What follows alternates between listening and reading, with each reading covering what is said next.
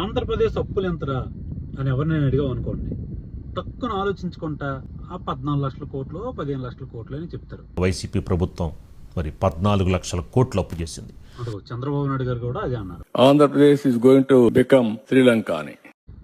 అప్పులు వాడేశారు, శ్రీలంక అయిపోయిందని కదా అధికారంలోకి వచ్చారు. మరి ఆంధ్రప్రదేశ్ అప్పు ఎంత ఇప్పుడు?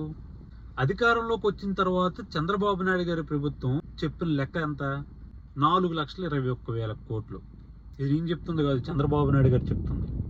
2024 మార్చి 24వ తేదీకి 4,21,000 కోట్లు. మరి 14 లక్షల అప్పు ఎక్కడ ఉంది? పోనీ కార్పొరేషన్ లోన్స్ అనుకుందామా, అదో 1,80,000 కోట్లు.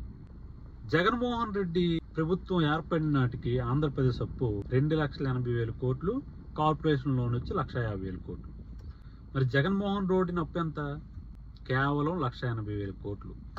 ఈ 1,80,000 కోట్లకి ఎంత రాద్ధాంతం చేశారు?